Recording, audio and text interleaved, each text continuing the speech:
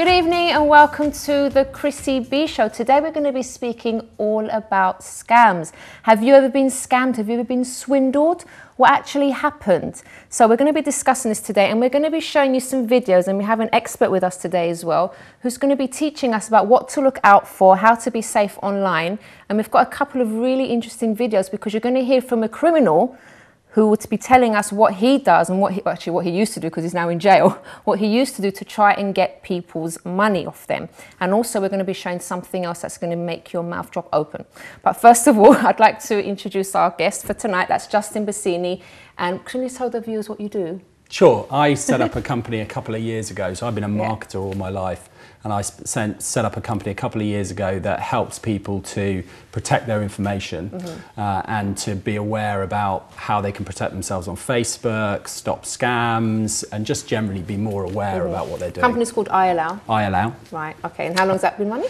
2 years. 2 years. So we're i-allow.com, and we've got loads and loads of guides to things like identity theft and online fraud. So if the viewers do want more information, they can go to the website. It's all free. So scams obviously are very, very popular. They are. People get sucked into so many things on a daily basis. That's right. Some people lose everything, which is really devastating for them. I mean, these people that are doing these things, they don't realise, or they don't care basically what they're doing to people. But there's people that, you know, their whole lives are destroyed because of something like this. Yeah, they don't care. I mean, basically a scammer thinks that you are just a walking wallet, and they're trying to get money out of you, and they're very, very sophisticated in the way that they do it. Last year, the research shows that there was £2.4 billion worth of scamming. Seriously? Billions and millions of pieces of direct mail, scam mail, billions of emails, billions of texts going out trying to get information out of us and trying to con us into parting with our money or parting with some of our information. Gosh, you don't sort of think about just what kind of information you're giving away as well. That's right. Because these people are so clever. They are. And when we're going to watch the video in just a moment, or actually it's in the second part, but it's so like obvious the things that they do, but we don't think about it. We think it's some kind of magic, or, well, I'm giving too much away, actually, I'm not going to say that bit. But that's right, but that's what we did. So we, over the last couple of months, we've interviewed criminals who actually have done this, so are in jail, and we got a criminologist who we worked with to actually go into jails and interview the criminals to get them to tell us what they were doing. And the video that we've put together shows some of the techniques that they use to actually try and get information out from us. All right, let's actually watch that video now, and then we'll be back with Justin to discuss it.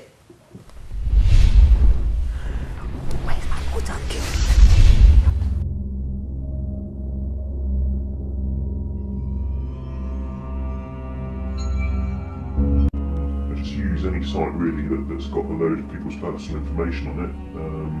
You know, some sites are better than others, but 192.com is great for people like me. There's so many people on it, it's really easy to check people out and find their addresses and that sort of stuff, even their phone numbers. LinkedIn as well is good. I mean, the whole point of that website is to get everything you've done across to people you don't know. So Facebook, of course, everyone's putting their whole life on Facebook, LinkedIn. I mean, when you find out where someone works, you can call their work to check whether they're there or on holiday, easy. Or security question for something, maybe their work number. So it's a case of using all the little pieces of information and just stitching them together to build up a picture. The most important thing for me is to get information that can be used for security questions or passwords. You won't believe how easy people make it. You know, credit card companies have got security questions. One might be how many cardholders there are. Well, if you know they've got a partner, a lot of people add them on as an extra cardholder. So you can guess it's going to be 2 cardholders. It's not difficult. And then things like first school, it's really easy to find out. Even things like favourite pet. You've just got to have the confidence to call them up. Just tap away on the keyboard to make it sound official. Easy. I mean, one of my victims, they said that they could tell us from the bank because they could hear the keyboard in the background. It's ridiculous, really. People believe what they want to believe. If they think you're trying to help them, it's easy. If you're rumbled, you just move on to someone else. But sometimes I get people to confirm their card details over the phone, even the little security number on the back. I'll just make up purchases, and ask whether they made them, and of course they hadn't, so they believe their card details have been stolen. And that gave me a whole window of opportunity to rip them off.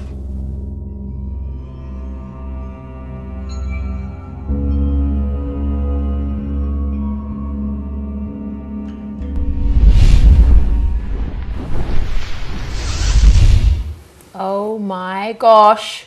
It's shocking, That isn't is so shocking and really annoying. I know. It Yeah. makes you angry. And these are criminals who've actually pulled it off, you know, so Yeah. and what well, they... not quite, because he's in jail now. Right, true. But after But all, yeah. what they've done is they've played the numbers game, so that's what Yeah. they do. You know, the research shows that all they're doing is they're sitting there and they're just trying to call all the time, trying to get that information. And if you let your defences down and you're not really on top of it, you might make some of those mistakes. So for example, one thing that I always tell people to do is if your bank calls you and says, oh, I'm ringing from the bank, and starts to take you through security, you always can say, I'm going to ring you back.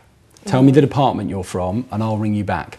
And then what you can do is go look at the number on the website, find the actual number for the bank, and then you can ring them and you can ask to speak to that person or be put through to the fraud department or whatever, and then they'll pick the call up. And you then know that you're actually speaking to the bank. Because if somebody calls you up, you don't know who they are.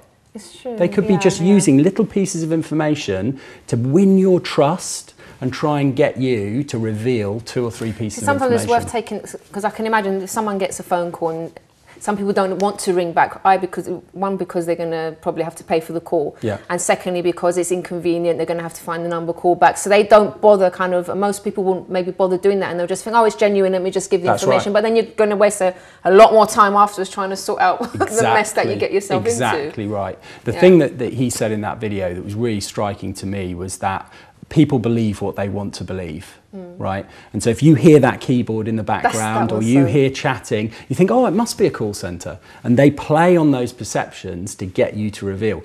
Generally, if something sounds like it's too good to be true, then it generally always is, right? You know, if you receive packs through the mail that say, oh, you've won £100,000 and all you need to do is do this, give us this information to, you know, get this £100,000 or pay £5 in a credit card, you know, or a cheque to get that money. It's always a scam. So if you sit there, but they play the game of going, they know people want that, and the carrot is dangled, and people go, oh, maybe it's true, maybe it's true, maybe it's true, and they're just doing it to get that information out from you. Especially if people like already like in financial difficulty, they just kind of see it as like, oh, it's a light at the end of the tunnel. Yeah, especially in today's society where, you know, today's economy where we're all struggling to get money, you know, somebody says, oh, you can win the lottery or you've won this or you've won that, it's very, very, very tempting. And what happens is, if you're sent one of these, so for example, this is an example of an envelope that you might have seen. Yeah. So, yeah, they look always very, very official. They've often got the stickers on them that make them look like, you know, they come from a reputable place. And what they do is, if you respond to one of these, you get put onto what's called the suckers list. Oh, gosh. Okay? And so criminals will trade your information around the world, and you'll start to get more and more and more. You'll get calls, you'll get emails, you'll get more of these envelopes. It's so annoying. It's because you've been termed a sucker by the criminals.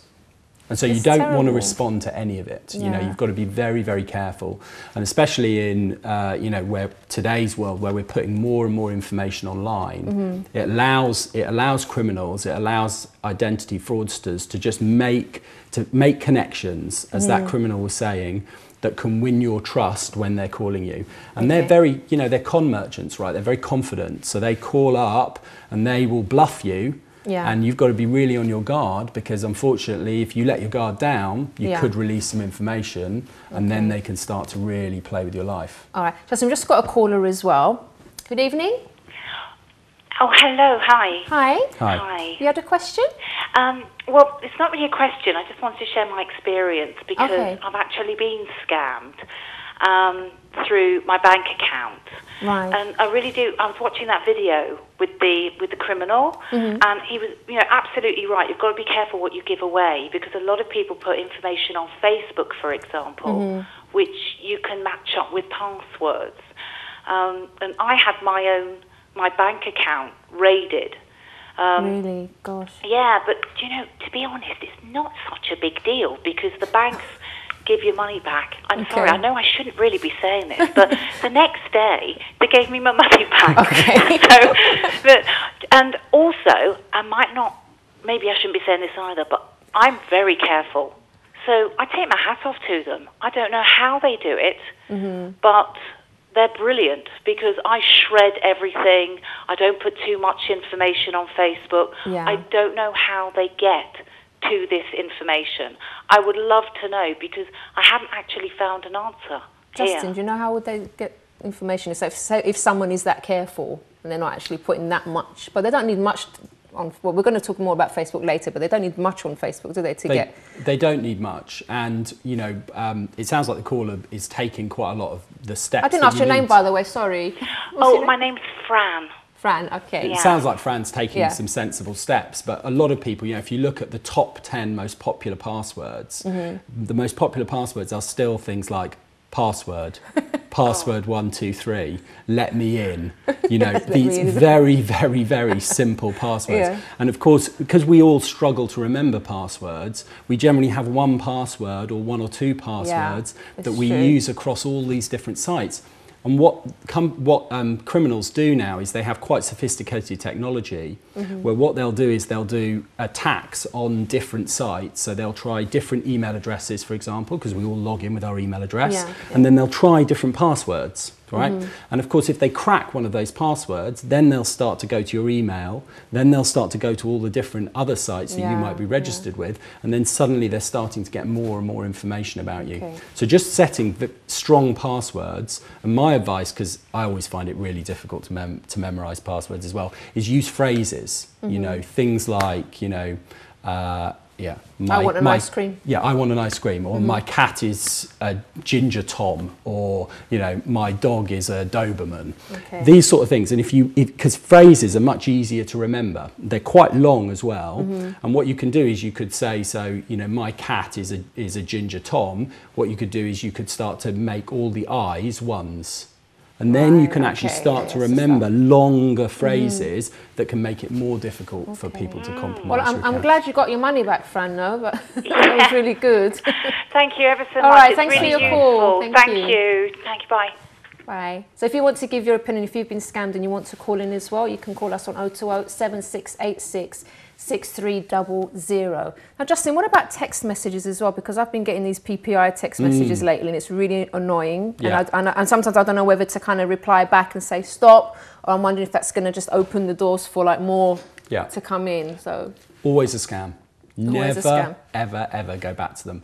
What they will do is basically what they're doing is they're creating random numbers that could be mobile phone numbers, and they're just sending those texts out because it's almost free to send out texts on a mass basis, so there's no cost to them. And then if you go stop back, it goes bing, oh, it's an active mobile number, we'll use that and we'll start to do more things with it. They can start to use that, so never ever reply. If it's anything, you know, loans, PPIs, accidents, they'll often say we know that you've been involved with an accident.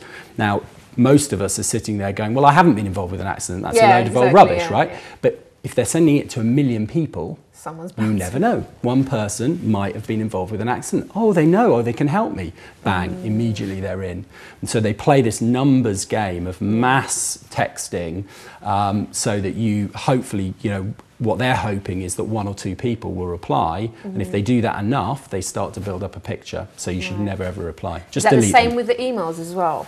Yeah, so emails, phishing is what it's called. Again, I get loads of those. Yeah, so. And phishing is everywhere. So there's billions and billions and billions of phishing emails sent. Basically, can you explain what phishing emails are? So phishing isn't, you know, throw a line into the... I know it's with a PH. It's a PH. And what they are is they tend to be emails that you might see like this. So this was sent to me a couple of days ago, purporting to be from PayPal. So it's got a PayPal logo on there. And what's quite interesting about this one... Oh, there we go, it's up on the screen. So what's quite interesting about this one was that they're saying your account has been accessed from this IP address. So they're talking in a knowledgeable way about something, which makes you think, oh, it must be true because, and then you click on that link and that goes through to a phishing site. So it looks like PayPal. It's got all the warnings, the copyrights at the bottom, all the right pages on there, but it's not PayPal's website. Yeah. So my advice is whenever you get any of these emails, whether it's purports to be from your bank or from PayPal, is never click on any links in any emails. Right. Never. Okay. And ideally, we were talking before and you said you had a preview in your inbox. Yeah, often mailboxes now have preview. If you can preview the message, delete it before opening it. Because as soon as you open it, they get a piece of information because internet tracking. Because internet tracking, basically, they can tell when you've opened the email and downloaded images. And then they just start sending you more. And then they know that you're, if they're doing, again, just generating random email addresses, if somebody opens it, it's like, bing, there's an email, let's start to do that. So you've got to be very, very careful. But it's a really good piece of advice. Just never click on links in emails. Okay. So for example, if you think that could be genuine, go to PayPal, put www.paypal.com, go to the site that you always go to, log into your account and do it yourself. And then if it is genuine, there'll be a warning in there or there'll be something in there. If somebody writes you an email, never click on the links. Okay. All right. So we're gonna keep you on, Justin, because we're gonna show another shocking video after the break, and Justin's gonna be giving us some more advice on what to do and what not to do. Is that right? Yeah. Okay. So join us after this break.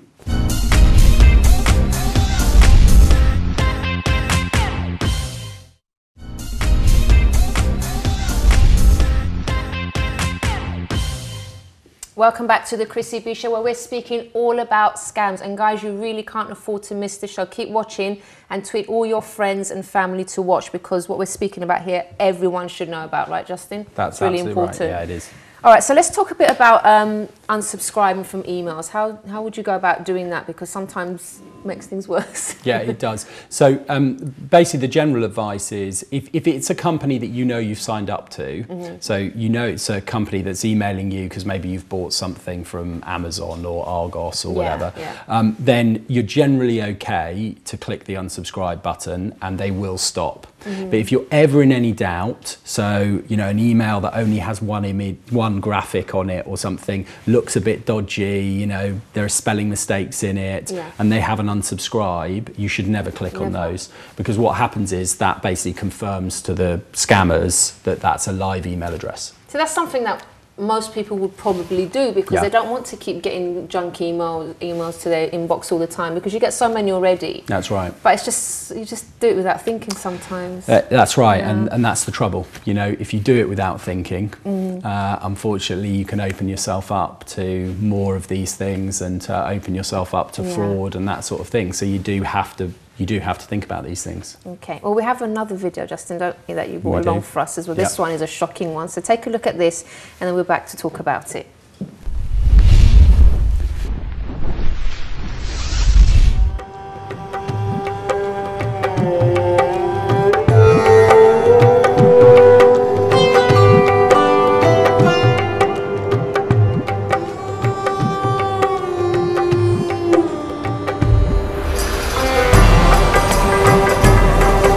Dag Fien. Dus Caroline. Ik zie een school tegen Antwerpen. Ja. Insecten. Dat blieft? Ik voel 2 insecten op je rug. Kan dat? Ja, vlinders.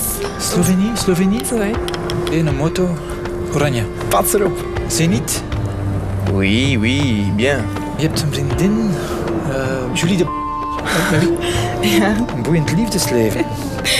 3, 4 zelfs? De 4e, daar zwijg ik meestal over, dus dat weten niet veel mensen. Hoe is het met je spierscheur? Maison rouge, balkon, blanc. Ja.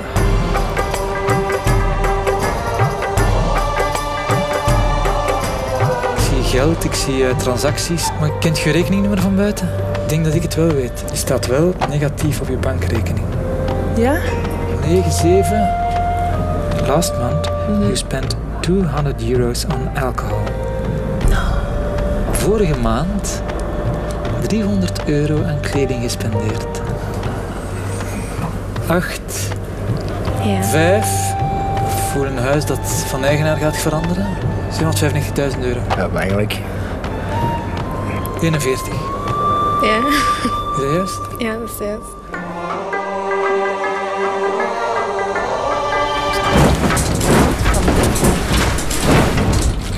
Oh my god.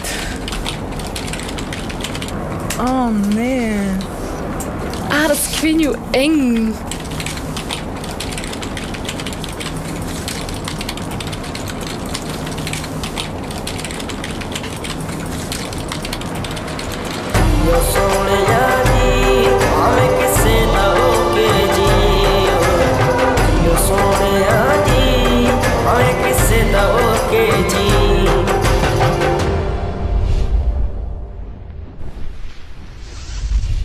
So it wasn't magic, he wasn't psychic, he just got all the information off Facebook and Twitter and all that stuff, gosh. Yeah, I mean, all of us today, right, we're putting everything onto Facebook and Twitter, and it is a rich source, and unfortunately the way that these services, especially Facebook, it's quite difficult to manage your privacy settings, you know, so you go into your privacy settings and there are hundreds of different options, and so it's quite difficult, and they make it quite difficult to actually shut down different aspects of Facebook.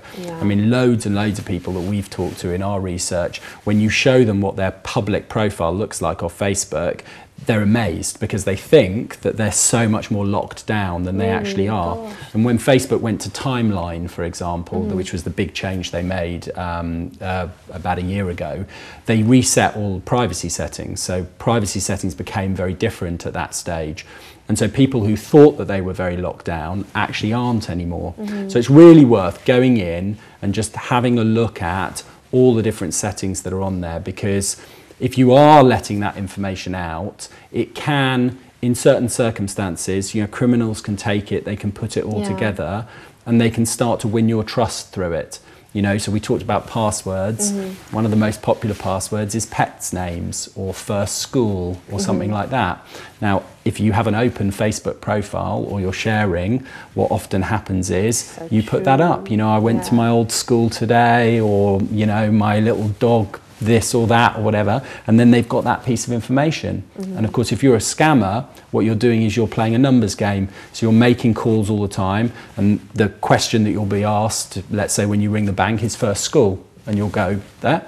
And if you do that 100 times, maybe you'll get it right once, and then you're into the bank account. So you have to remember that these people are doing this like all day long. It's all like day their profession. So we think, how would they know things like that? But they actually spend all day trying, failing, until they just hit the first time. That's exactly right. So what I say on Facebook is it's really important in social media, Facebook or Twitter, whenever you're sharing anything, you've really got to think nowadays about who you're sharing that with.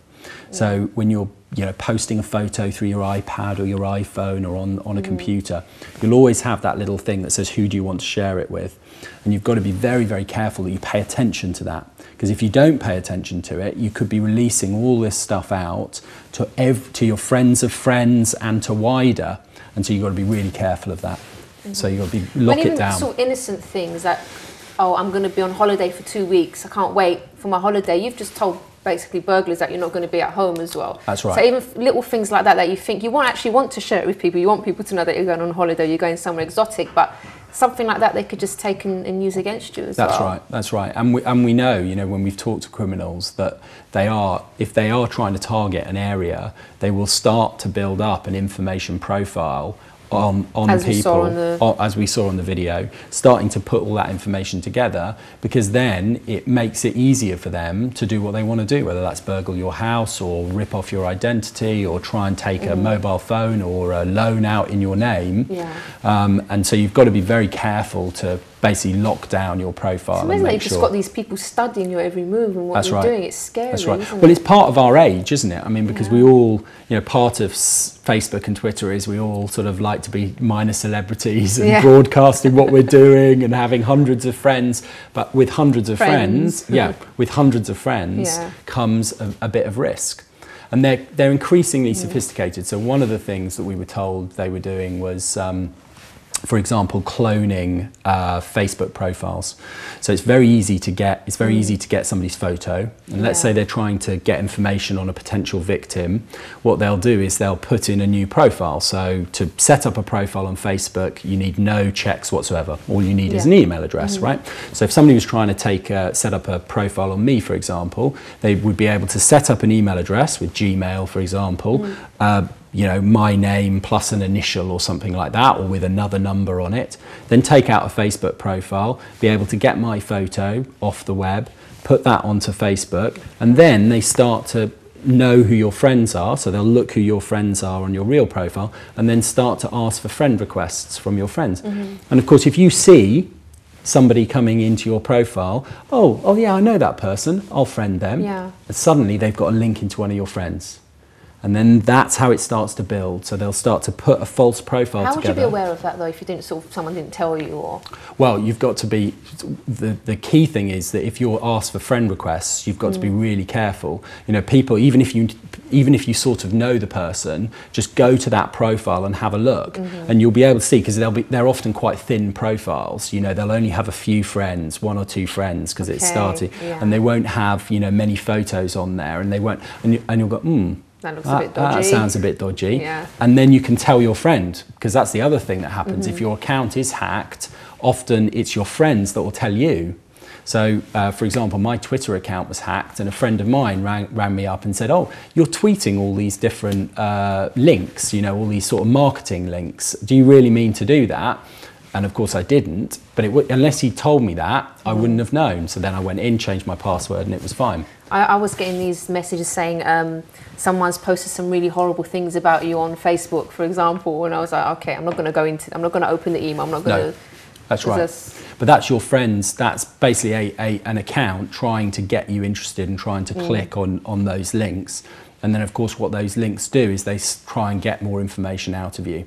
So they try and suck you into the game of giving more and more information. Basically, any channel that's there, you know, whether it's Twitter, new thing, Twitter, whether it's Facebook, scammers will come onto it and try and use it for their ends. So you've got to be really careful to make sure that you're protecting yourself. And if you do simple things, have strong passwords, look at your privacy settings, most of the time you'll be absolutely fine. Okay. Justin, we've got some street interviews as well. We've asked the public how safe they think they are, and here's what they told us, and maybe we can put some comments on this as well.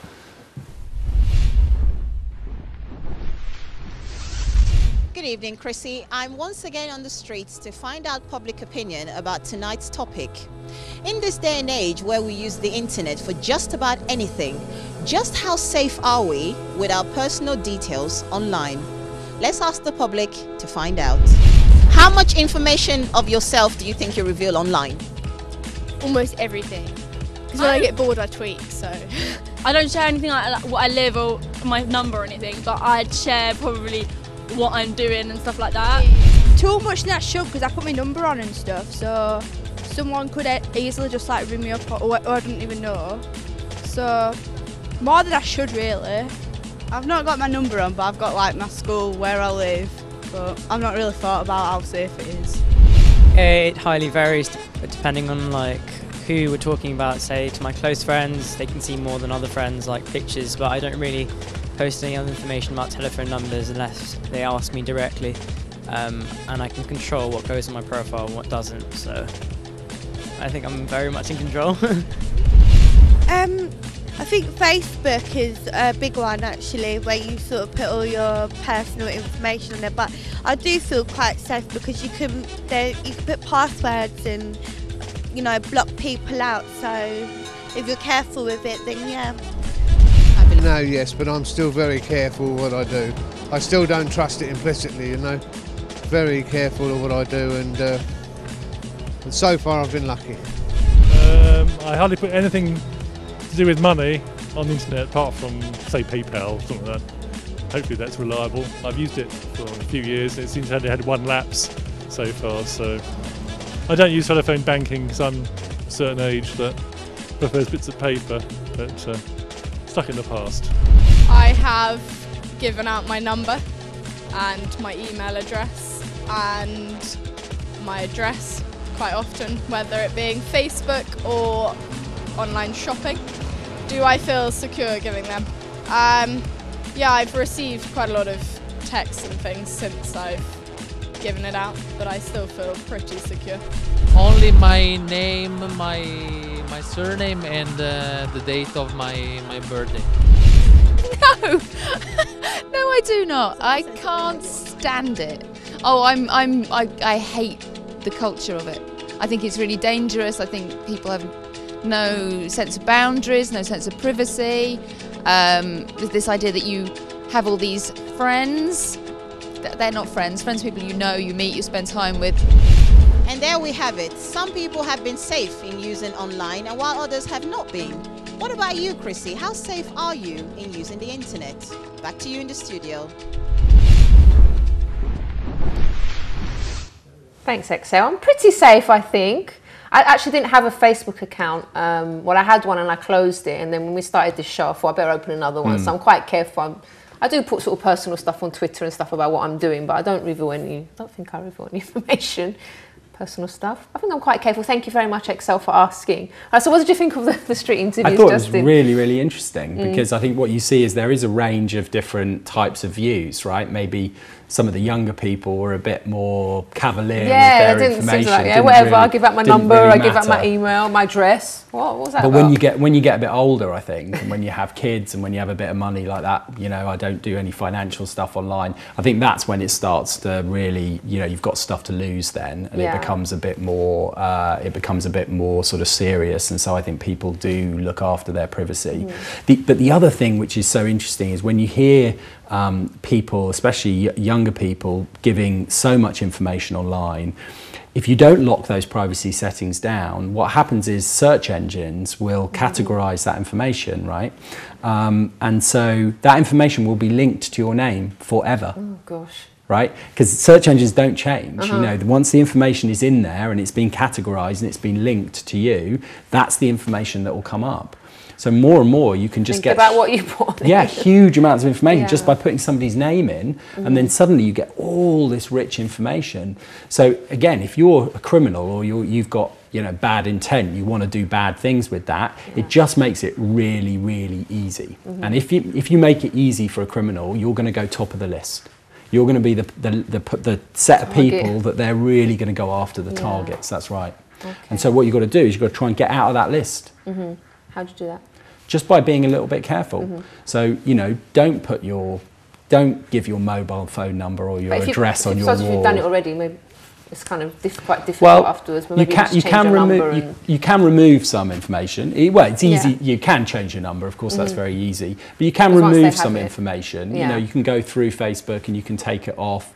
If you're on photographs that you would prefer not to be on, for example, you know, people can tag you in photographs. You know, maybe you've been out on a night and there are some photos you prefer to not to be on. You can go and take your name off those photographs. Right, okay, and so you should do that so that you can make sure that you're managing your online profile and you're not allowing other people to manage it for you. Okay. Yeah. All right, we're going to take some emails as well after the break from our viewers. So if you want to call up or if you want to email, these are the details to call 020 7686 6300, and to email is chris@chrissybshow.tv. Join us after this break.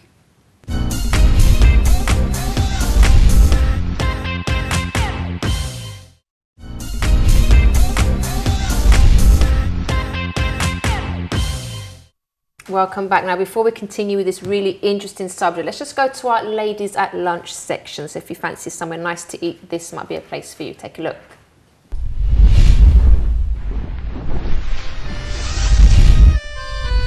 Hi everyone, I'm here for another ladies at lunch, and this time we've chosen a restaurant called Zensai, and that's Malaysian food, which we haven't done before on Ladies at Lunch. So Joanna and Barbara inside waiting to meet me, and let's go and find out what the food's like.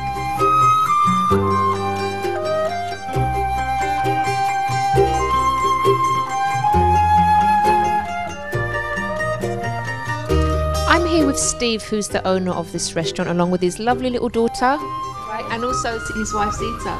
Right. So tell us, why Malaysian food in particular? Visited the place a few times and just really like the cuisine there and the kind of fact that it's like a hybrid of like different kind of cultures and different tastes. I just wanted to try and replicate that really.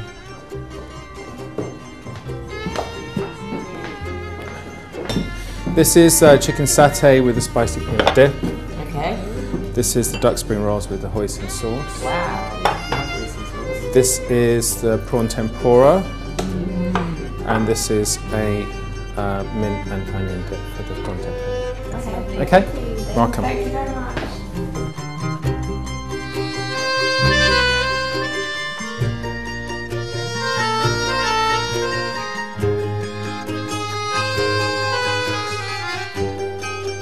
How long have you been open here? About 6 years.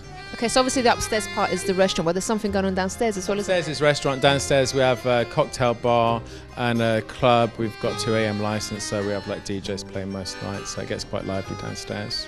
And what's the most popular dish, would you say, that you've got? I would say the rendang is very popular, and the nasi lemak is also very popular. What the nasi lemak was? Nasi lemak was the one. In Malaysia, it's what a lot of people in Malaysia have for breakfast. It's coconut rice with chicken curry, pickled vegetables, cucumber and peanuts. They have that for breakfast? Yes.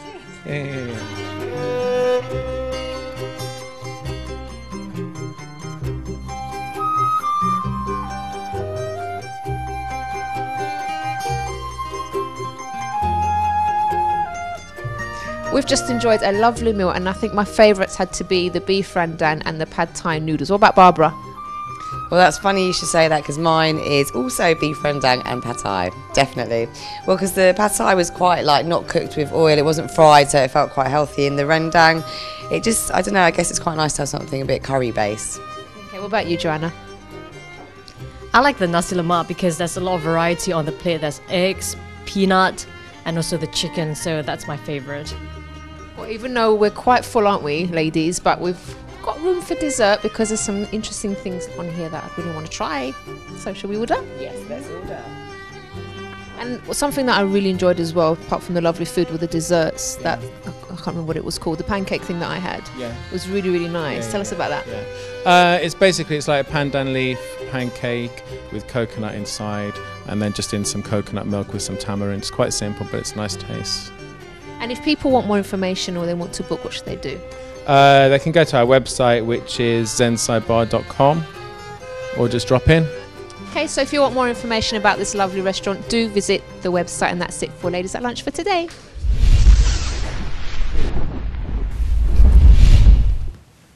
Actually, that's where our producer's from, Malaysia, so she really enjoyed the food there, so it's a really nice place to visit. Okay, now what should we do? Let's take some emails from Amelia as well. She's got a couple of comments for us. There we've got a comment from Adele from London. She comments, I was the victim of a weight loss program. I used to and still receive a lot of emails with claims like, you can eat whatever you like, you don't have to exercise. If you put on this belt for 10 minutes a day, or eat these pills. Since I was receiving this kind of email every day, I thought of giving it a try. So I sent a demand draft to the address mentioned by them. After sending them the demand draft, I was waiting for nearly a week to receive the weight loss pills, but I never received it. Then I realized it was a scam. So people, if you receive any mail of this kind, just ignore it. Otherwise, you will become a victim like me and lose your money. We've got another one from Dan from London. He says, I have never been a victim of scam because I can always tell when things are too good to be true. Many of my family members have fallen into it. But how can we really know when we've been scammed? How can you really know when you've been scammed? When you lose all your money. That's right. Or you start getting loads and loads and loads of Or when you send emails. off for something and you never see the money again, or you never see the product. You know, it generally is true. You know, if it is too good to be true, it probably is. And products that claim, you know, medical benefits or health benefits or whatever that are absolutely. And lose your belly fat in 3 days. It just isn't going to happen. And what I always say to people is, if you're ever tempted to respond to any of those things, go talk to a friend about it. Because most of the time your friend will go, are you dreaming? You know, just take a minute. That's you know, just don't be stupid. Right, stand idiot. back, and that can give you a little bit of time just to reconsider before sending the check off or before filling in the form online.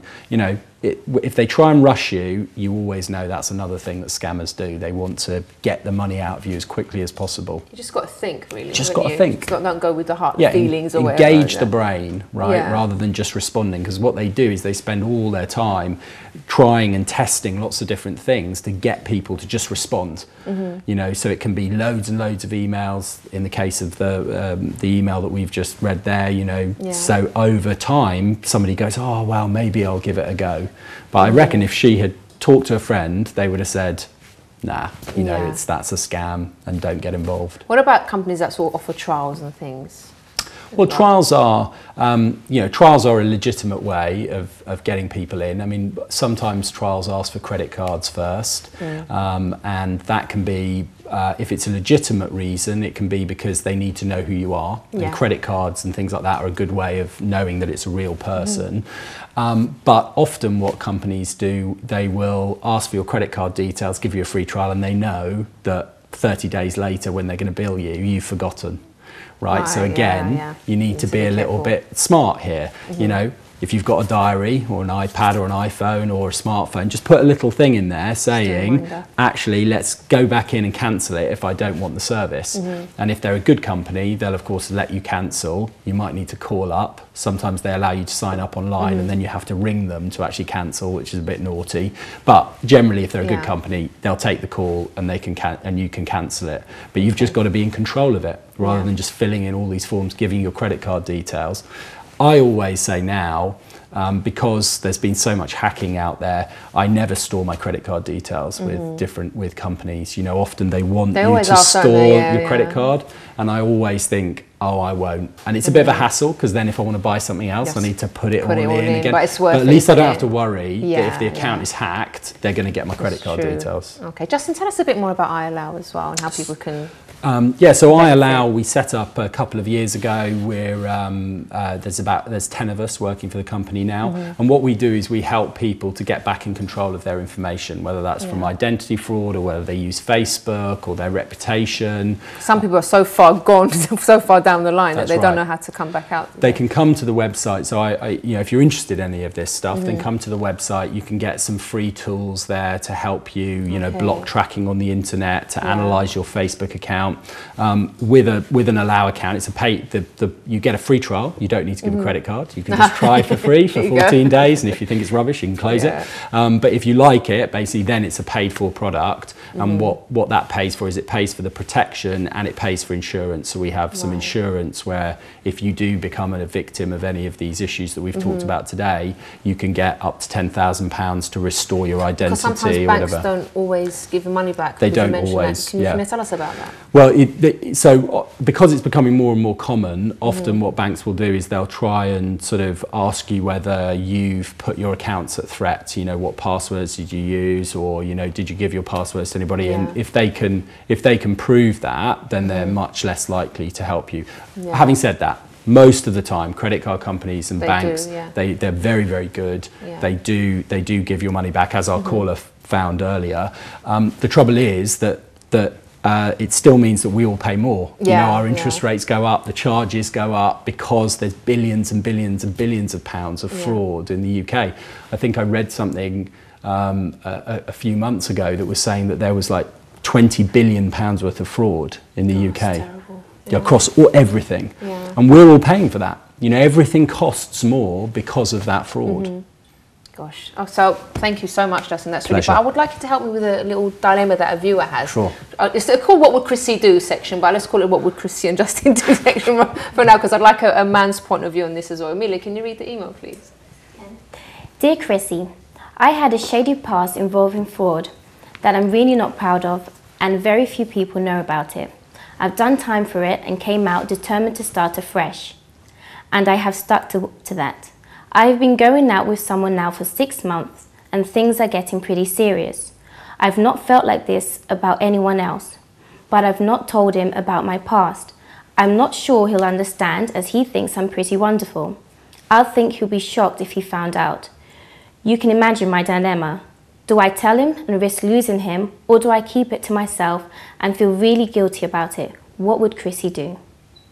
It's a tricky one, isn't it? Because if I were in your shoes, know me, because I can't keep things in. If I've done something wrong, I normally like to just to get it off my chest. That's me. I can understand your dilemma though, because this is like, you know, this was your past. You're not doing these things anymore.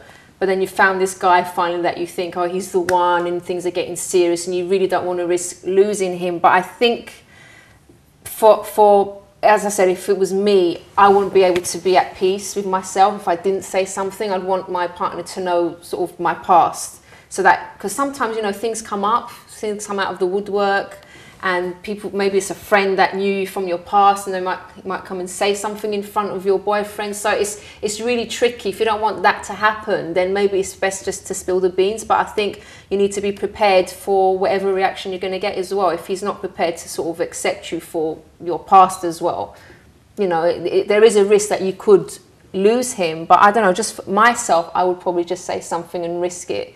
And who knows, you know, if you're that serious, maybe it wouldn't bother him. But I don't know. What, Justin, let me ask Justin, if like, I know you're married, so say your girlfriend at the time, before you got married, came up to you. My girlfriend now. Your girlfriend now. No, your girlfriend now. So get into trouble. So she came up to you and said, she told you that you thought, you know, she's wonderful, she's a great woman, but she's got this shady past. And she came, look, I have to tell you, Justin, I can't take it anymore. I have to tell you, I feel so guilty. Yeah. I was a fraudster. I, you know, did all these things in my past. How do you think you would? Would you take her on, or would you like break it off? Well, I think honesty is the best policy, right? Because you know, ultimately something will come out. It's very difficult to hold secrets for a long time, isn't it? You know, something, as you say, what if you never expected it of her? Like, oh my God, so it's so shocking. But I think if the relationship is strong enough, it's a test of the relationship, isn't it? Yeah, it's true. I mean, you know, he thinks she's wonderful. She obviously, you know, thinks he's wonderful as well. You know, it's something they've got to get over. And what will be, right? If the relationship is destined to go on, I think they'll survive it, and I hope they do. Me too. I mean, I think it's always better to do things as soon as possible, because the longer you leave it, say if, for example, you go and it gets that serious, you get married, you have kids, and then you tell them afterwards. It's like, why did you lie to me all that time? So, you know, if they do have a long-term relationship and they start to put their finances together and things like that, it's going to come out. It's true. You can't hide something like that. You know, so it's gonna come out if the relationship goes. You've got no choice. You have to say something. So I think it's better to say something. I hope we made it easier for you, because you don't really have a choice. You have to say something in the end if it's going to get that serious. Thank you, Justin, for helping us with that. And thank you so much for all the advice. And just some good news that we have as well, because Justin's going to be joining us on a regular basis now, aren't you? So you're going to be imparting your wisdom. I'm really happy about that, because every time, it was the second time Justin's come on, it's been really, really interesting, and we've learnt so much. So, you know, please do watch again when Justin's on. Actually, you should watch the show every day that we have it. Thank you, Justin. Thank you, Amelia, for the emails. And thank you for watching. And join me again on Wednesday. We'll be talking about the crazy things people do to lose weight and how not to fall for all the hype. So we'll see you again next time on The Chrissy B Show. Bye-bye.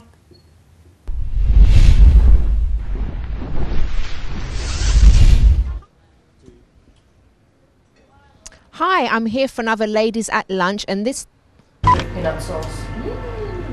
Very nice. Barbara, slow down on the old eating this time. Don't. Sorry. It's messy. Well, we got a bit messy, but really nice. Wipe it off now before you practice it. That's why. You can still